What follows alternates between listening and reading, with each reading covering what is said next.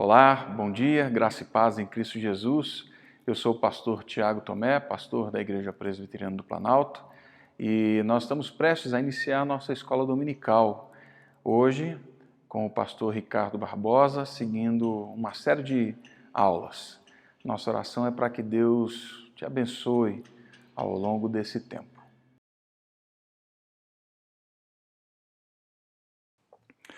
O texto bíblico para a nossa meditação de hoje encontra-se em Gênesis, capítulo 28, dos versos 10 a 22. É o encontro que narra o deserto de Jacó e o seu encontro com Deus. Diz assim a palavra do Senhor.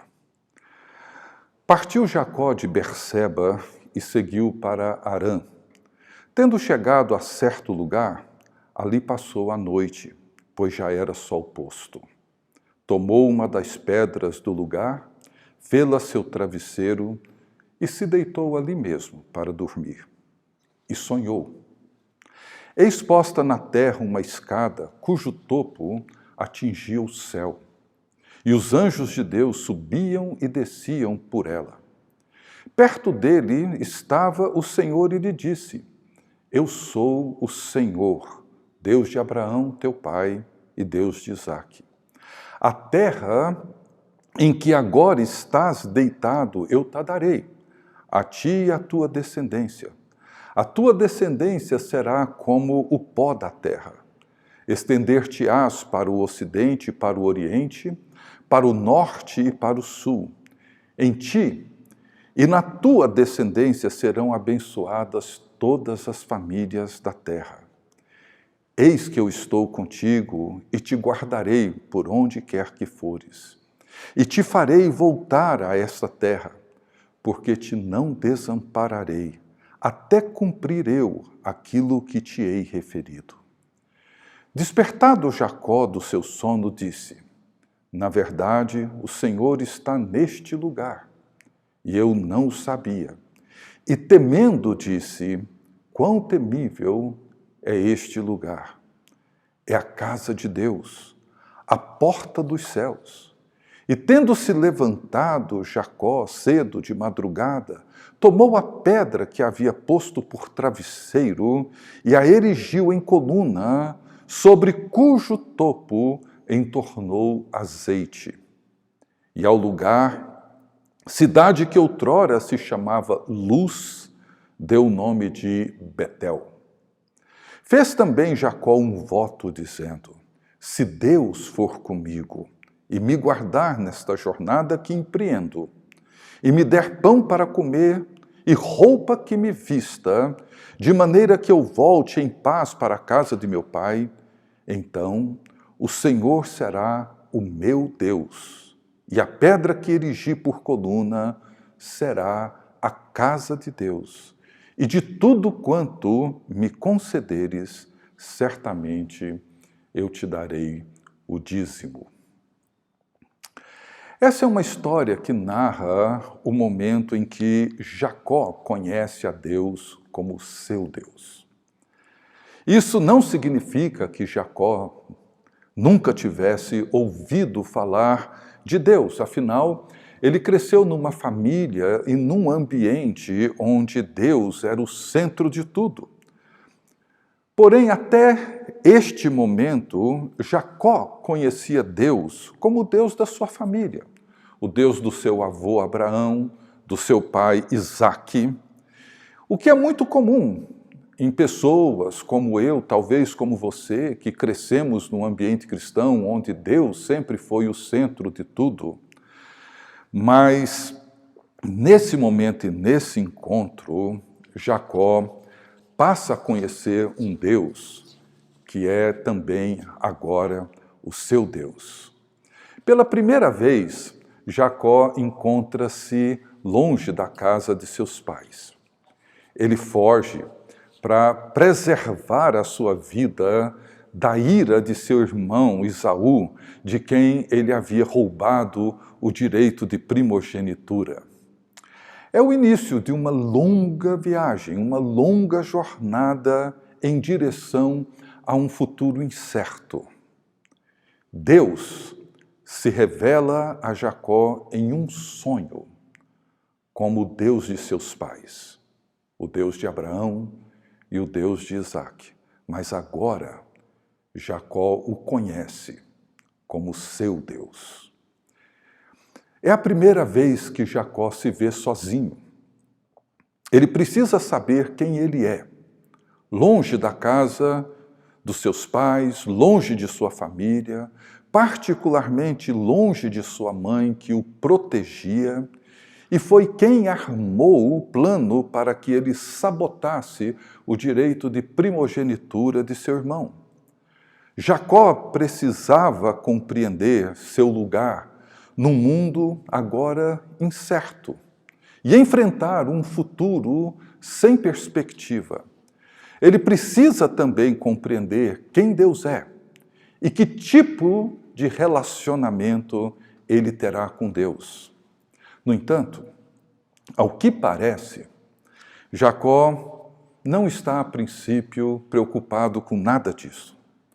Ele não está à procura de Deus, ele não busca Deus, ele não está preocupado com nada que isso impõe sobre ele.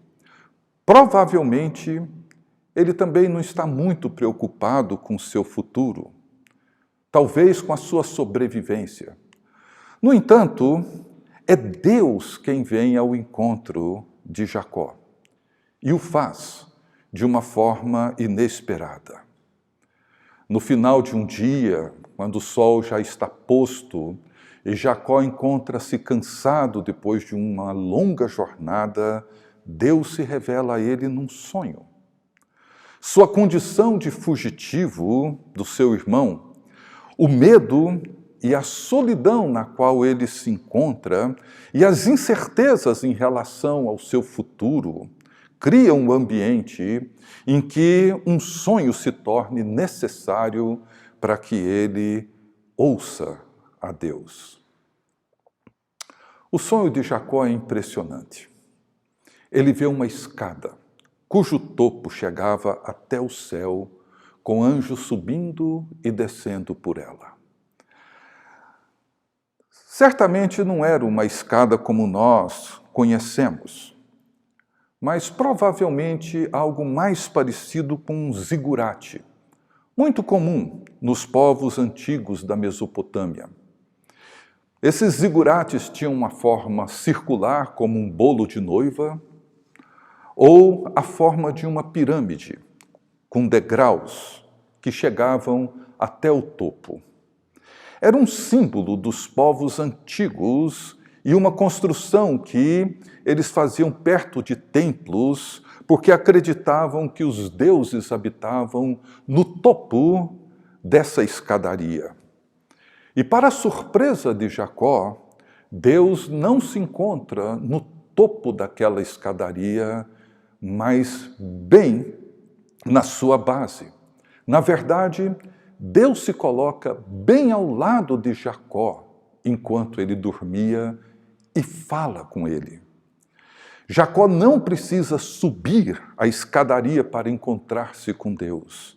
É Deus quem desce e vem ao seu encontro e coloca-se ao lado dele.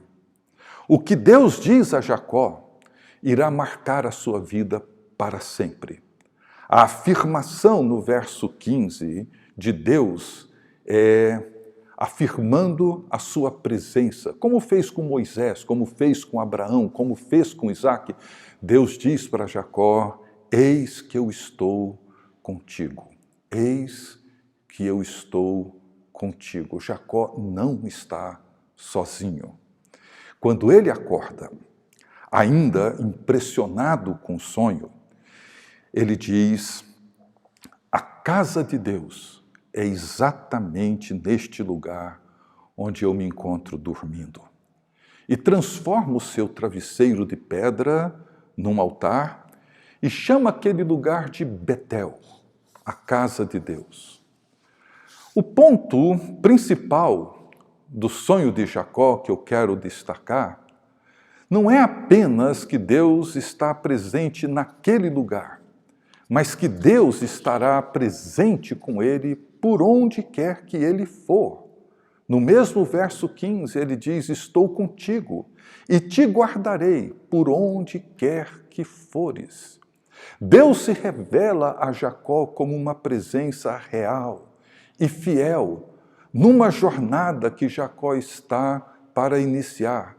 E daqui por diante, todo lugar por onde Jacó for será Betel, será a casa de Deus. E eu gostaria de refletir sobre dois aspectos importantes nesse encontro de Deus com Jacó e concluir com uma breve reflexão sobre como essa experiência de Jacó pode nos ajudar nos dias que vivemos. Primeiro, o sentido da jornada para a vida cristã. Este encontro de Deus com Jacó acontece bem no início de uma longa jornada que Jacó não tem a menor ideia para onde o levaria. Uma jornada semelhante à do seu avô Abraão, que deixa a sua terra, deixa a sua parentela para um lugar que ele não conhecia, para um lugar que ele não sabia. Toda a jornada da vida, seja a de Abraão, seja a de Jacó, a de Davi, a de Paulo, a minha, a sua, é uma jornada em direção a um futuro incerto e ao cumprimento de uma promessa que muitas vezes não conhecemos e muitas vezes não nos preocupamos com ela. Porque essa não é a forma como nós vivemos hoje. Para muitos de nós, a vida não é uma jornada, mas um esforço para alcançar uma forma de estabilidade, ou se vocês preferem, uma forma de estagnação. Mesma cidade, mesmo trabalho, mesma rotina. Aquela sensação de que não estamos indo a lugar algum, quando muito, temos a sensação de que andamos em círculo, fazendo as mesmas coisas, resolvendo os mesmos problemas, com um forte sentimento de que não estamos indo a lugar algum. Por isso, muitos de nós não pensamos muito sobre o futuro, pensamos sobre o presente, mas pouco sobre o futuro. Muitos nem sequer se preocupam com ele. Porém, mesmo evitando pensar sobre ele, o futuro é uma realidade sempre incerta e assustadora. Jacó achava que podia controlar o futuro, como eu, como você. Mas agora ele tem que encarar um futuro que ele não pode controlar.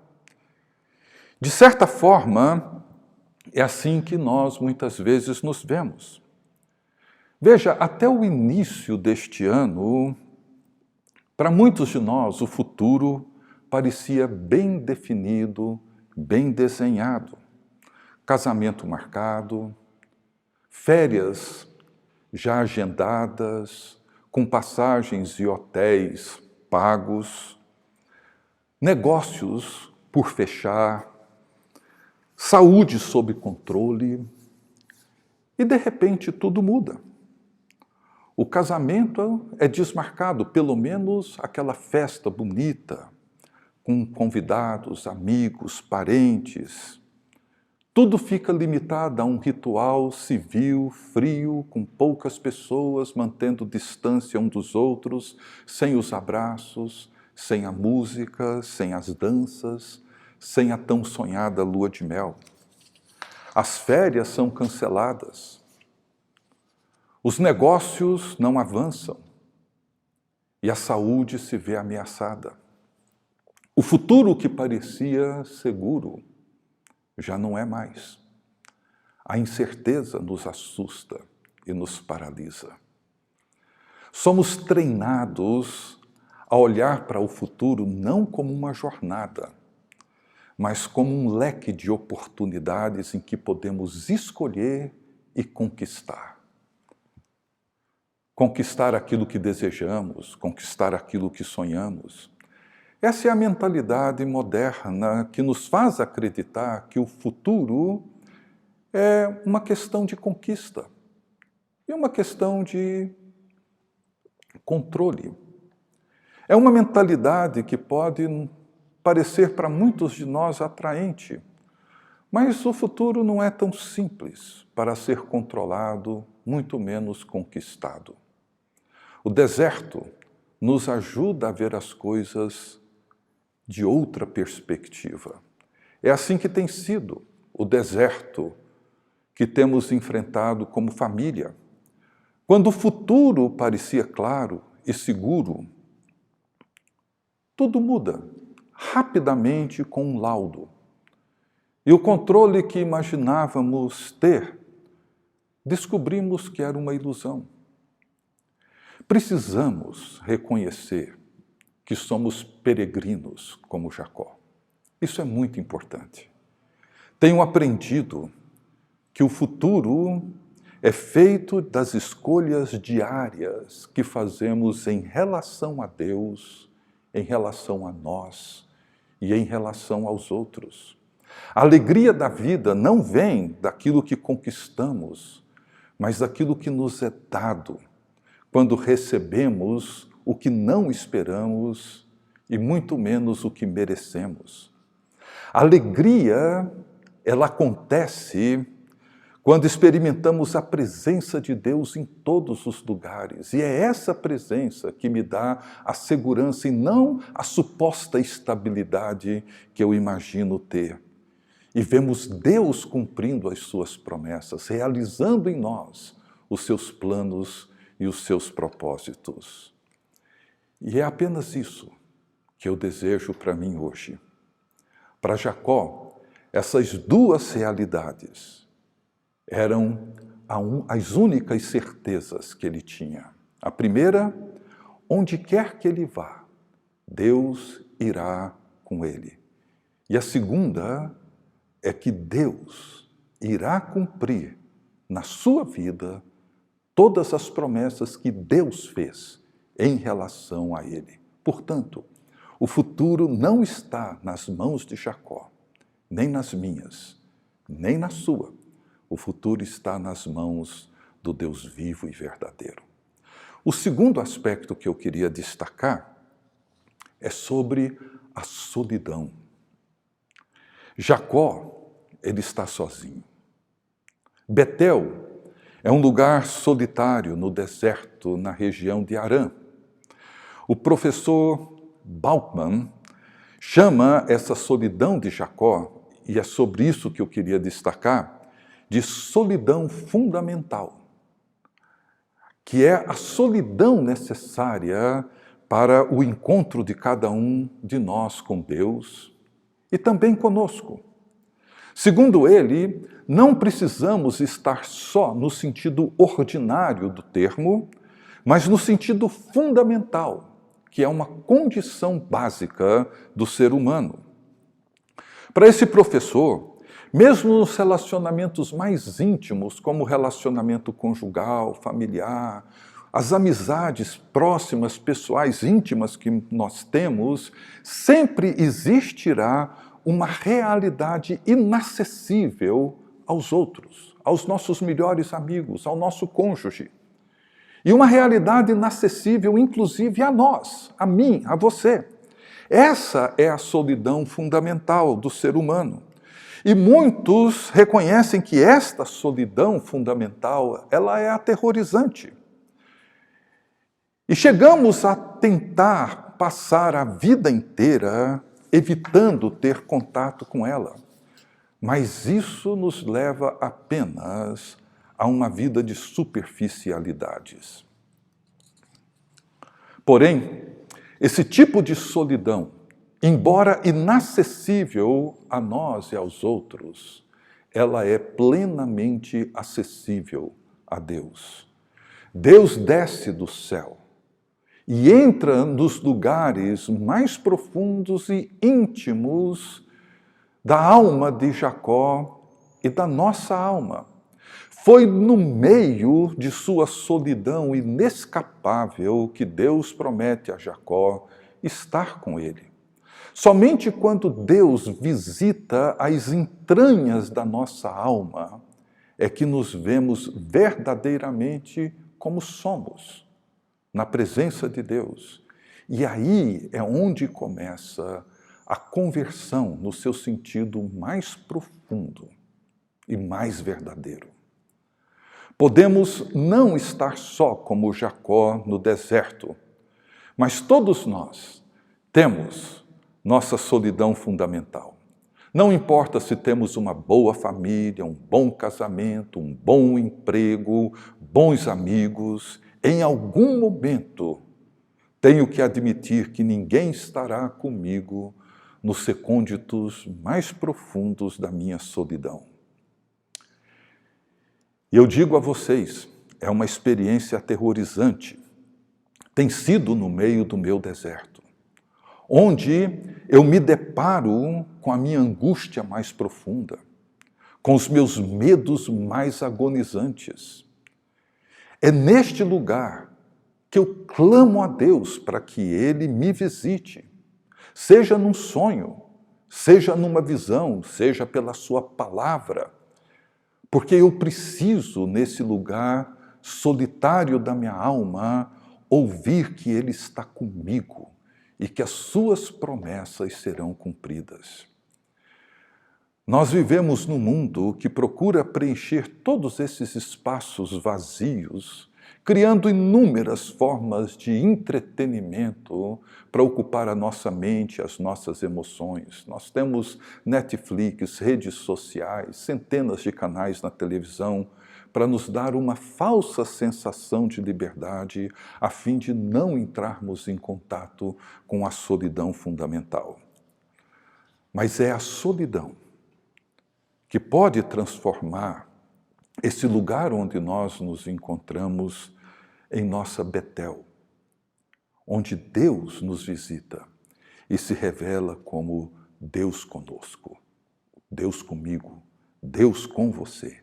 E fazemos deste lugar a casa de Deus. O meu quarto de estudos tem sido a minha Betel nesses últimos meses.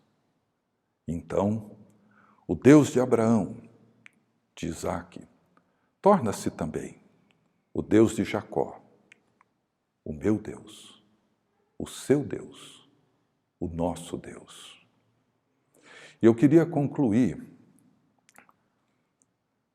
pensando nesse contexto que vivemos, que é possível que no meio de tudo isso que estamos vendo, ouvindo, vivendo, seja o deserto, onde Deus deseja encontrar-se conosco. O nosso Betel. O lugar onde nossa segurança, sensação de controle, conquistas são desmascarados. O lugar onde aprendemos que a vida é uma jornada, que somos peregrinos. Uma jornada para um futuro incerto, onde a única certeza que temos é de que Deus irá conosco e estará conosco. O lugar onde eu aprendo e reconheço que o mais importante do que conquistar a minha estabilidade e ter algum controle sobre o meu futuro é poder cumprir aquilo para o qual Deus me chamou. Entender as suas promessas e os seus propósitos. O lugar onde eu entro em contato com a minha solidão fundamental e posso ver Deus me transformar a partir das entranhas da minha alma, me levando a experimentar uma nova confiança, uma nova liberdade e viver na esperança de que, no fim, terei a certeza de que Deus esteve comigo e cumpriu na minha vida os seus propósitos. Que esse deserto que todos nós estamos vivendo nesses dias de isolamento, de recolhimento, seja, meu querido irmão, irmã, o seu Betel, o lugar onde Deus virá e se encontrará com você, nos lugares mais profundos da sua alma. Que Deus assim nos abençoe. Vamos orar? Deus bendito, Pai de Jesus Cristo, nosso Senhor, nosso Pai, te louvamos porque o Senhor é santo, é justo, é fiel, é perfeito em todos os teus caminhos e misericordioso. Ó Deus, vem ao nosso encontro. Revele, ó Deus, a nós e em nós o teu reino de justiça. Revele, ó Deus, a nós e em nós a tua presença, companhia. Revele, ó Deus, o teu poder, a tua graça, o governo do teu Filho Jesus Cristo, sobre tudo o que acontece, de tal forma que mesmo diante de um futuro incerto, de um futuro que nos assusta e nos amedronta, possamos seguir dia após dia com uma única certeza: o Senhor está conosco e nos guardará e cumprirá em nós todos os teus propósitos. Que a tua vontade se faça aqui entre nós, do mesmo jeito, da mesma forma como ela é feita nos céus. E que o Senhor nos dê tudo aquilo que a nossa alma necessita a cada dia, para sermos nutridos por Ti, pela Tua palavra, pelo encontro contigo, pela visita do Teu Espírito, a cada momento nos fortalecendo, abrindo os nossos olhos e ajudando-nos a dar um passo de cada vez em direção àquilo que o Senhor tem reservado a cada um de nós. Perdoa-nos, ó Deus, pelo nosso esforço inútil, vão, de querer por nós mesmos garantir o nosso futuro. Que possamos, ó Deus, nos entregar a Ti, nos render a Ti. E que o inimigo, ó Deus, o maligno, não nos seduza, nem nos engane com suas mentiras. Que o Senhor nos livre do seu poder e das suas mentiras, para que sigamos vivendo os Teus planos e os Teus propósitos, porque Teu e somente Teu é o reino, é o poder e a glória para todos sempre. Amém.